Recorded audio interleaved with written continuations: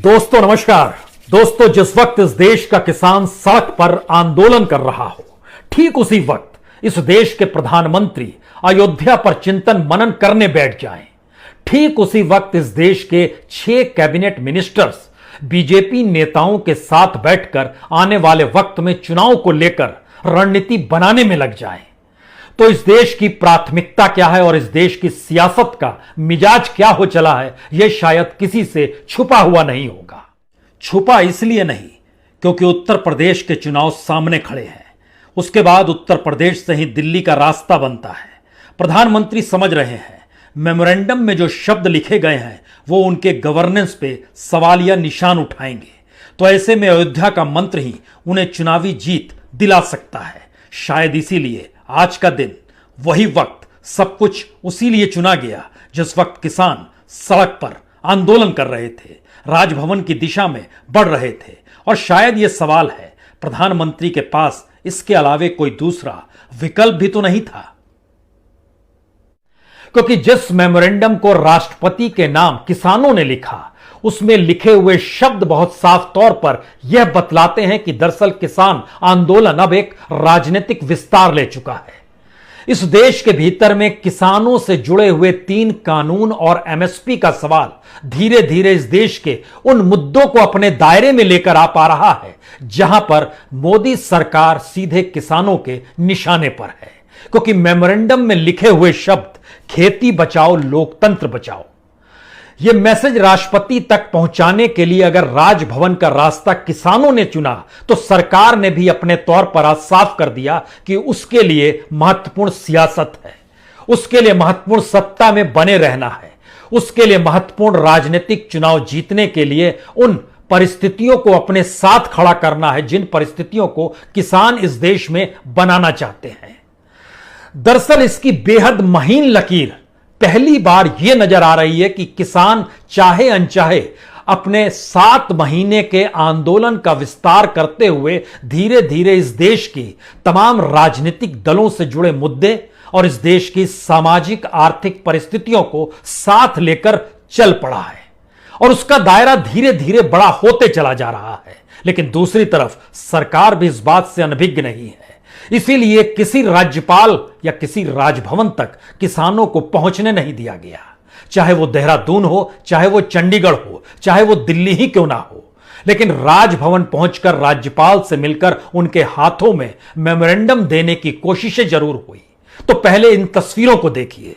इन तस्वीरों के जरिए समझ पाएंगे आप कि दरअसल किसानों को राजभवन जाने से रोका गया और वह किस अंदाज में था। तो राजभवन तक किसान पहुंच नहीं पाए, राज्यपाल के जरिए राष्ट्रपति तक मेमोरेंडम पहुंच ना पाए। इसके लिए जो नजारा नजर आया वो बैरिकेडिंग का था।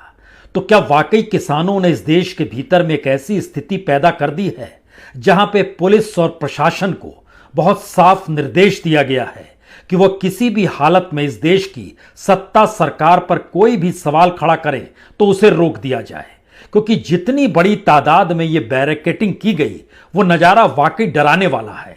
सड़क पर कील भी देखी, सीमेंटिंग भी देखी, पुलिस की मौजूदगी भी देखी, लेकिन इस तरीके से सिर्फ मेमोरेंडम रोकने के लिए। लेकिन किसान रुका नहीं, थमा नहीं, वो आगे बढ़ता चला गया। उसके हाथ में जो मेमोरेंडम था उसमें बहुत साफ तौर पर इन बातों का जिक्र था कि दरअसल किसानों के मशवरे के बने कानून बनाया गया, कानून को पारित भी संसद में बिना वोटिंग के कर दिया गया, कीमत बड़े व्यापारी तय करेंगे, इस स्थिति को लाया गया। फिर से सड़क पर वही बैरिकेडिंग, वही कील, उसी तरीके से वाटर कैनन की स्थिति, उसी तरीके से बड़ी तादाद में पुलिस की मौजूदगी के बीच किसानों को रोकने की स्थिति। लेकिन यह भी समझना होगा, किसान इस हकीकत को जान रहा है कि दरअसल जो कानून है उस कानून से आगे बढ़कर अब समाज के हर क्षेत्र को अपने आंदोलन से जोड़ने की स्थितियां धीरे धीरे बन तो रही है। शायद इसीलिए एक तरफ सत्ता सरकार पुलिस प्रशासन के जरिए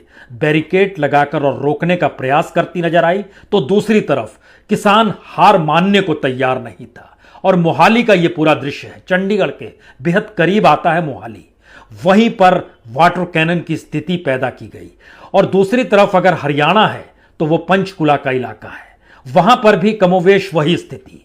पंजाब में कांग्रेस की सरकार है, हरियाणा में बीजेपी की सरकार है, दोनों की राजधानी चंडीगढ़ में है, दोनों तरफ से किसानों को चंडीगढ़ ही पहुंचना था। लेकिन फिर वही सवाल, मेमोरेंडम के शब्द सत्ता और सरकार को डराते हैं।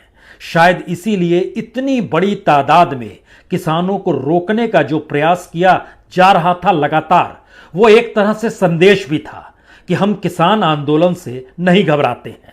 वो संदेश भी था कि किसी भी हालत में किसानों को राजभवन नहीं पहुंचने दिया जाएगा, या फिर इस देश की संवैधानिक स्थितियों पर अगर आप सवाल खड़ा कर रहे हैं तो हम उसे नहीं मानेंगे।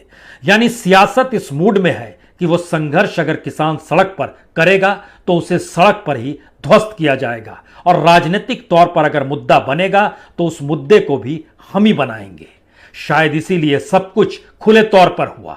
बैरिकेटिंग करना, बैरिकेटिंग को तोड़ते हुए पुलिस का किनारे हो जाना और फिर लोगों को जाने देना, शोर हंगामा लगातार मचना, यह सारा दृश्य हर कैमरे ने कैद किया। यानी सरकार भी चाहती है आंदोलन के इस चेहरे को देश भी देखे। जाहिर है राजभवन को दिए जाने वाले मेमोरेंडम में लिखे शब्द सरकार के गवर्नेंस पर उंगली उठाते हैं। किसान आंदोलन इस हकीकत को समझ चुका है कि अगर वह सिर्फ 3 कानून और एमएसपी के दायरे में ही अब आंदोलन का जिक्र करेगा तो यह सरकार मानेगी नहीं। शायद इसीलिए आंदोलन को विस्तार देने की जरूरत है। इसीलिए मेमोरेंडम में जिन शब्दों का इस्तेमाल किया गया वो बहुत साफ तौर पर इस दिशा में ले जाते हैं कि कानून बनाने से पहले किसानों से कोई संवाद नहीं किया गया। किस तरीके से इस देश के भीतर में कानून किसानों के लिए नहीं, कॉरपोरेट के लिए है। इतना ही नहीं, इस देश की नौकरशाही और पुलिस का इस्तेमाल किस तरीके से आंदोलन को रोकने के लिए किया जाता है, क्योंकि उसमें आंदोलन के रास्ते पत्थर लगाना, सड़कें खोदना, कीलें बिछाना, आंसू गैस छोड़ना, वाटर कैनन चलाना, मुकदमे ठोकना, जेल में बंद किए जाना, और इन सब के बीच इस देश के भीतर में सरकारी गोडाउन्स जो एफसीआई के दायरे में आते हैं उसको भी एक लिहाज से घाटे में पहुंचाकर उसके ठीक पैरेलल में कॉरपोरेट्स के गोडाउन को बनवाना। दरअसल ये एक ऐसी परिस्थिति है जो भारत की किसानी के साथ इस देश की कॉरपोरेट की इकोनॉमी को, कॉरपोरेट को लाभ पहुंचाने की दिशा में ले जाती है। यानी भारत की किसानी अर्थव्यवस्था किस तरीके से किसान के हाथ में ना रहे, उस दिशा में किसान आंदोलन बताने के लिए निकल पड़ा है। और यहीं से शायद सबसे बड़ा सवाल होता है, क्या किसान इस दौर में सब कुछ धीरे धीरे एक एक करके समझता चला जा रहा है? और आज जब वो सड़क पर निकले तो उनके जहन में सिर्फ 3 कानून इसलिए नहीं है या एमएसपी का सवाल इसलिए नहीं है क्योंकि वह जान चुका है कि सरकार की आर्थिक नीतियां इस देश के बड़े व्यवसायियों के लिए है। क्या वो समझ चुका है कि जो अनाज मंडी चलती है उसके जरिए सरकार को लाभ नहीं होगा? क्या वो जान चुका है कि सरकार जब पीएसयू से डिसइन्वेस्टमेंट के जरिए पल्ला लगातार झाड़ रही है तो आने वाले वक्त में एफसीआई के गोडाउन्स भी नहीं बचेंगे? क्या वो जान चुका है कि किसान को आने वाले वक्त में खेती भी करनी होगी तो जो पूंजी लगाएगा उसके इशारों पर करनी होगी, जो दाम बाजार में तय होगा वह भी कॉरपोरेट करेगा? क्या ये सब कुछ जान चुका है?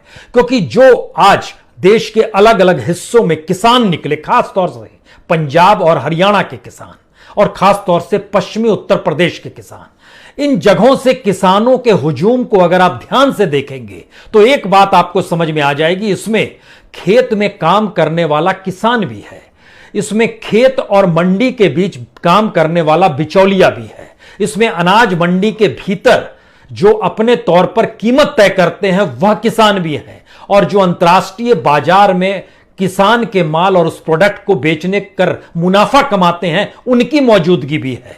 यानी सीमांत किसानों से लेकर बड़े किसानों तक की मौजूदगी आपको इस पूरे आंदोलन के भीतर नजर आएगी। जरा इन तस्वीरों को देखिए, कुछ स्थिति और साफ होगी।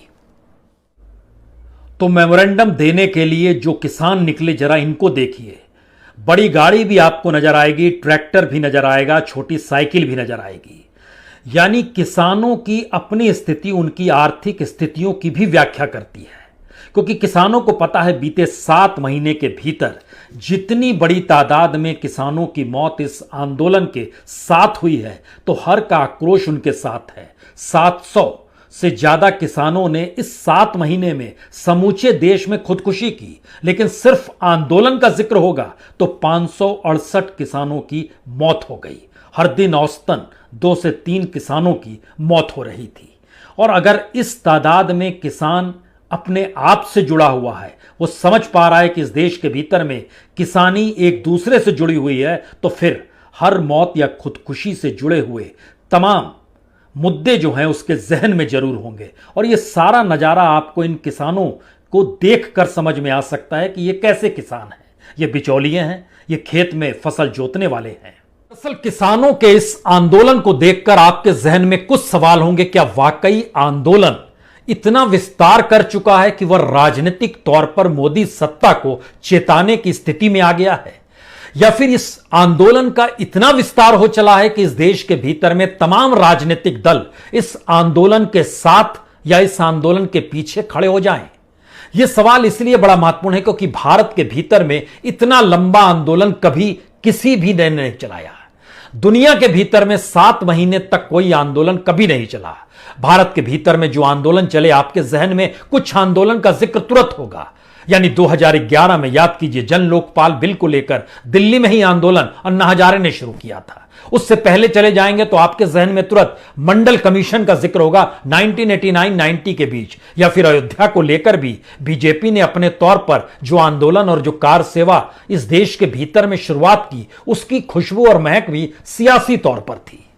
यानी आंदोलनों के जरिए सत्ता परिवर्तन और आंदोलन के ठीक समानांतर कुछ इस देश के भीतर में सियासी तौर पर दंगों का भी एक चेहरा रहा है। आपके जहन में 84 भी आएगा, 2002 भी आएगा, 2012-13 जो मुजफ्फरनगर के दंगे हुए वह भी जहन में आने चाहिए। सियासी तौर पर इनका प्रभाव रहा, लेकिन पहली बार इस देश के भीतर में एक ऐसा आंदोलन इस देश की सियासत को मथ रहा है जिसमें चाहे वो अरविंद केजरीवाल हो, चाहे वो ममता बनर्जी हो, चाहे वो शरद पवार हो, चाहे वह तेलंगाना या आंध्र प्रदेश के मुख्यमंत्री हो, हर किसी को इस बात का एहसास हो चला है कि दरअसल किसानों का वोट बैंक अगर सियासी तौर पर बिल्कुल राजनीतिक मकसद से अलग हो गया तो उनके लिए मुश्किल हो जाएगी।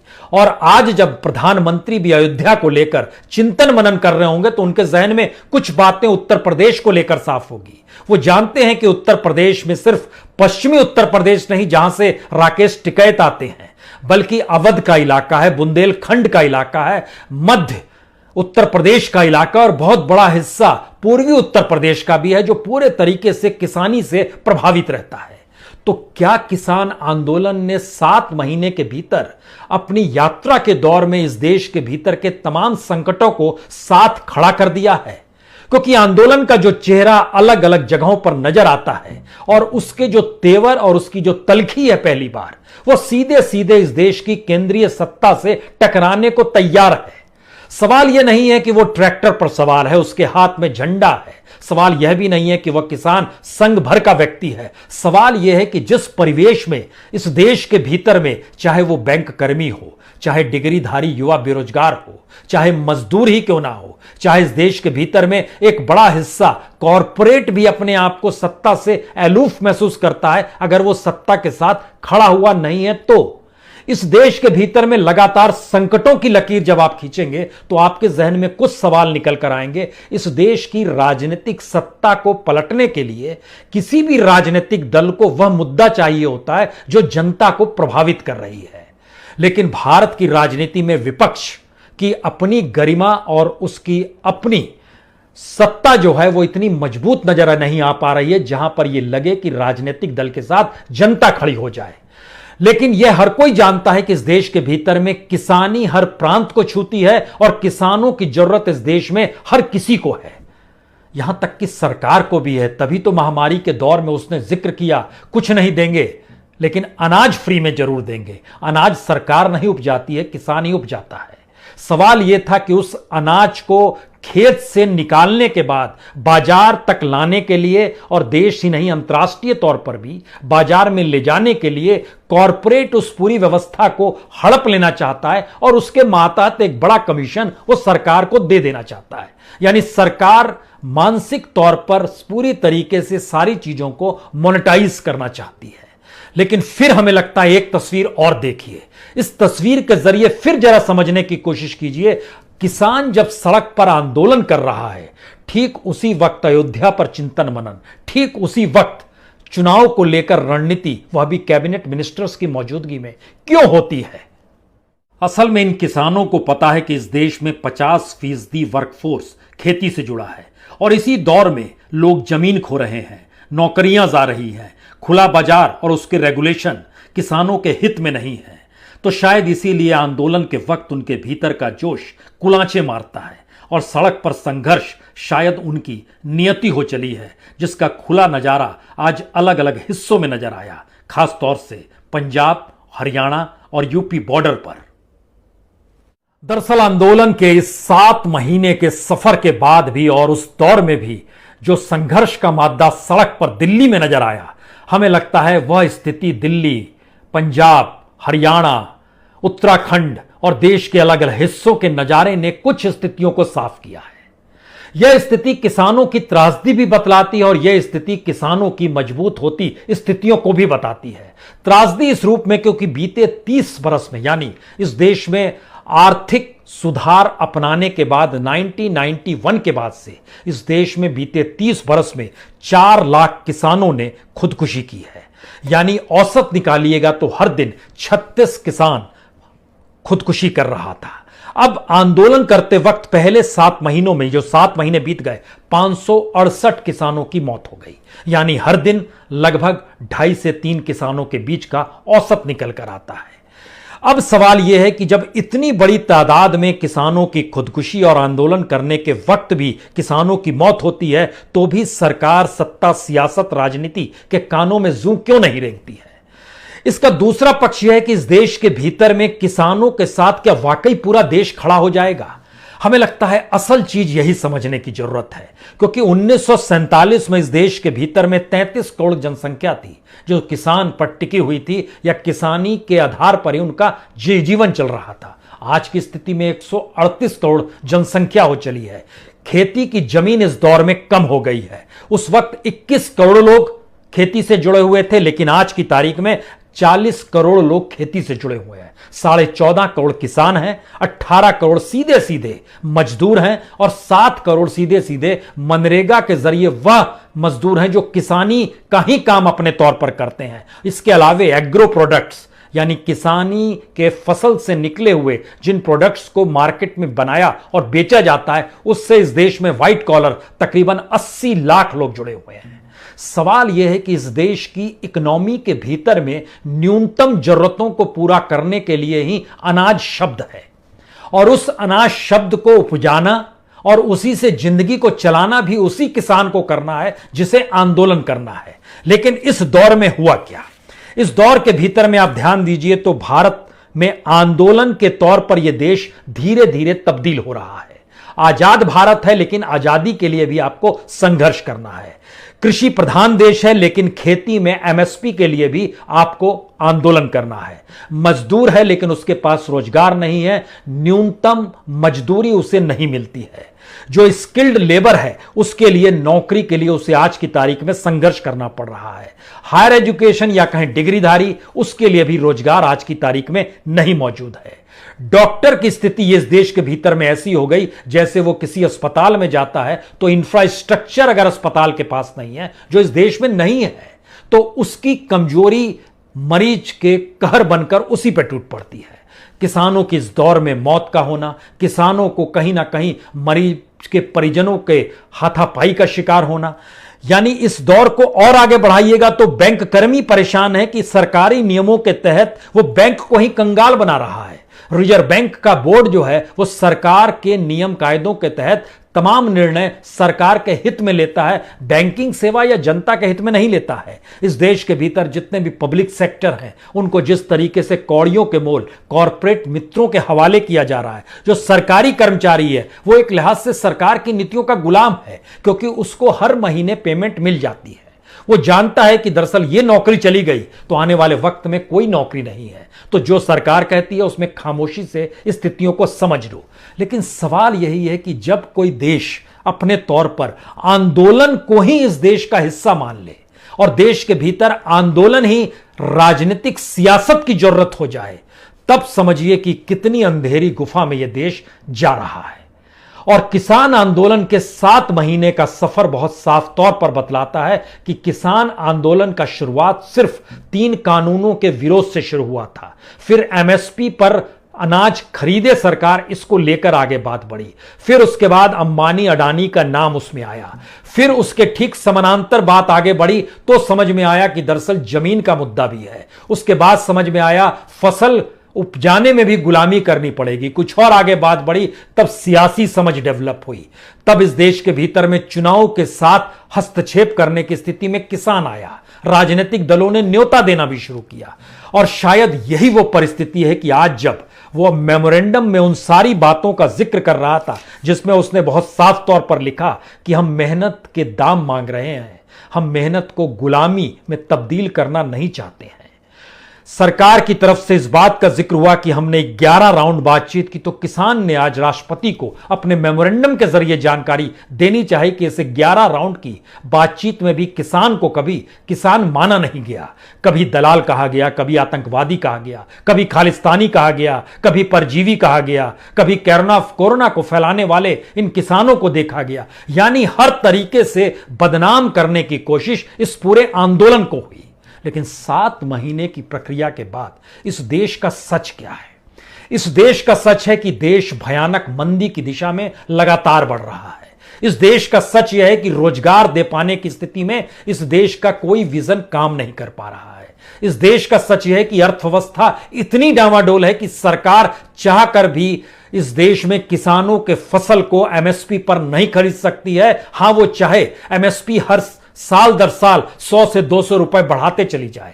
यानी कागजों पे जो काम हो सकते हैं सरकार हर उस काम को करेगी। और शायद इसी प्रक्रिया में आज के जो मेमोरेंडम में लिखे शब्द हैं वो ये बताने के लिए काफी हैं कि दरअसल किसान आंदोलन धीरे धीरे खेत और फसल से आगे निकलकर इस देश के सामाजिक, सांस्कृतिक, आर्थिक और राजनीतिक माहौल को भी अपने दायरे में समेट रहा है।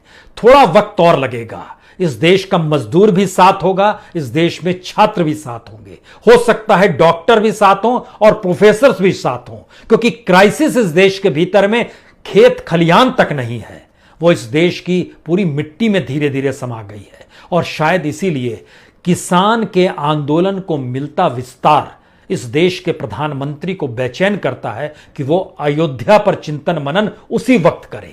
इस देश के कैबिनेट मिनिस्टर्स भी आंख मूंद लें और रणनीति बनाने में जुट जाएं कि सत्ता में कैसे रहना है। शायद यह देश की सबसे बड़ी त्रासदी वाली हकीकत है।